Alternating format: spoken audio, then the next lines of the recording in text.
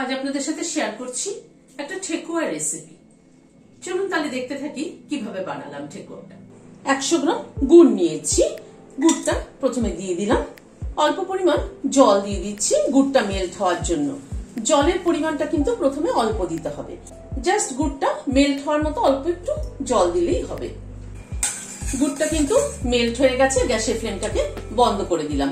এখানে কিন্তু কোনো শিরা করার প্রয়োজন নেই, জাস্ট গুড়টা মেল্ট হওয়ার জন্য যেটুকু জলের প্রয়োজন অল্প জল দিয়ে গুড়টাকে মেল্ট করে নিতে হবে। এইবার গুড়টা ঠান্ডা হওয়া অবধি, মানে গুড়ের রসটা ঠান্ডা হওয়া অবধি অপেক্ষা করব। ঠেকুয়ার ডোটা মাখার জন্য এখানে একটা থালা নিয়েছি। এখানে আটা নিচ্ছি মেজারিং কাপের 1 কাপ, ওজনে হলো 120 গ্রাম। আরো 1 কাপ আটা নিলাম, টোটাল 240 গ্রাম মতো আটা। ডেসিকেটেড কোকোনাট নিচ্ছি এখানে 50 গ্রাম। ডেসিকেটেড কোকোনাট কিন্তু আজকাল মার্কেটে প্রচুর অ্যাভেলেবেল। এখানে বাদামের গুঁড়ো, মানে চিনে বাদামটাকে রোস্ট করে নিয়ে গুঁড়ো করে নিয়েছি, সেটা নিলাম এখানে 50 গ্রাম।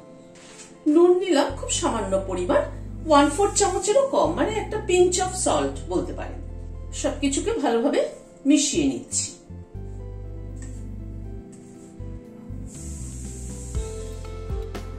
ড্রাই ইনগ্রেডিয়েন্টস গুলোকে মিশিয়ে নিলাম ভালো মতো।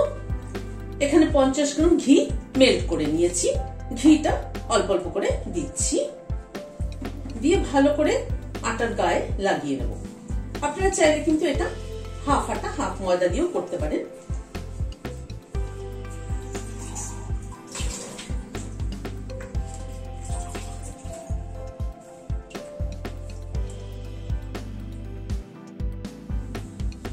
ময়মটা কিন্তু খুব ভালো হতে হবে এবং ঘিটাকে ভালো করে কিন্তু রাব করে আটার গায়ে লাগিয়ে নিতে হবে। ঘিটাকে ভালো করে আটার গায়ে লাগিয়ে নিলাম। একদম কিন্তু ময়মটা ভীষণ ভালো হতে হবে, মুঠ করে দেখতে হবে একদম বলের মতো হয়ে যায় কিনা। একদম এইভাবে মুঠ করে দেখতে হবে। ময়মটা একদম ঠিকঠাক হয়েছে।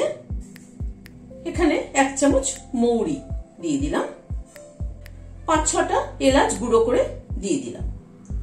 এলাচ গুঁড়ো আর মৌরিটাকে মিশিয়ে দিচ্ছি।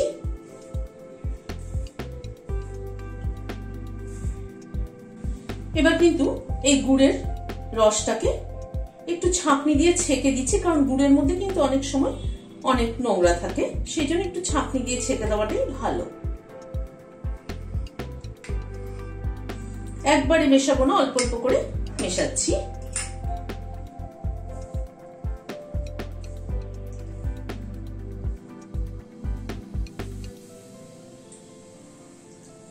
আবার মিশিয়ে দিচ্ছি।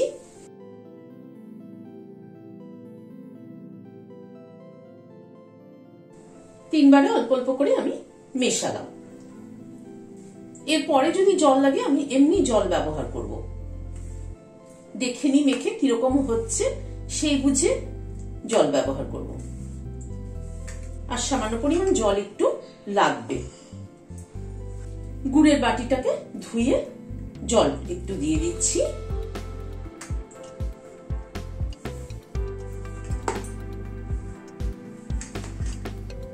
আর সামান্য পরিমাণ জল লাগবে, কিন্তু আমি বাটিতে চামচে করে অল্প অল্প দিচ্ছি।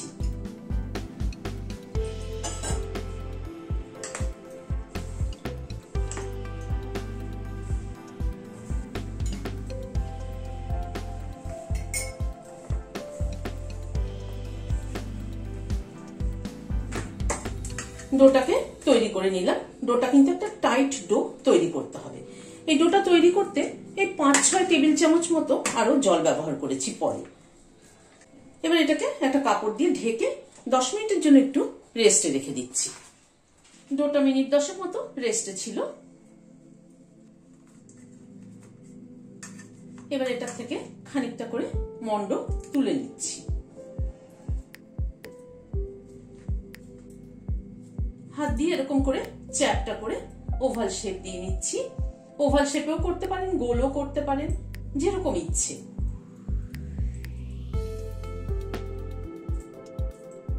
ছোট বড় সেটা নিজেদের ইচ্ছের উপরে নির্ভর করে।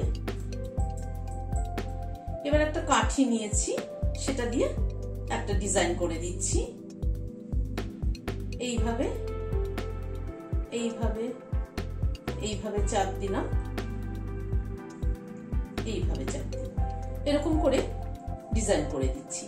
ডিজাইনটাও নিজেদের ইচ্ছে অনুযায়ী, পছন্দ অনুযায়ী করতে পারেন।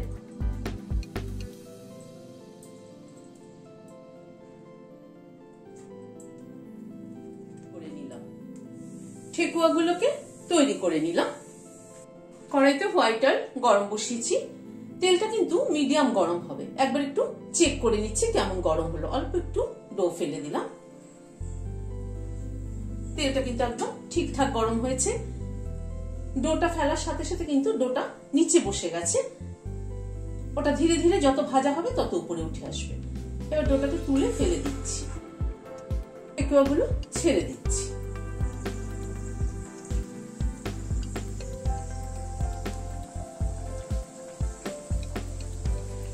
একটা পিঠ ভাজা হওয়া অবধি অপেক্ষা করব। মিনিট 2 সময় মতো একটা পিঠ ভাজা হতে লাগলো। এবার ধীরে ধীরে উল্টে দিচ্ছি। এই পিঠটাও প্রায় মিনিট 2 সময় ধরে ভাজা হলো, তুলে নিচ্ছি। আবারও ছেড়ে দিচ্ছি। একইভাবে সবগুলোকে ভেজে নিচ্ছি। ভিডিওটা যদি ভালো লেগে থাকে তাহলে একটা লাইক এবং সাবস্ক্রাইব করার অনুরোধ রইল। আজ তাহলে এখানে শেষ করছি। নমস্কার।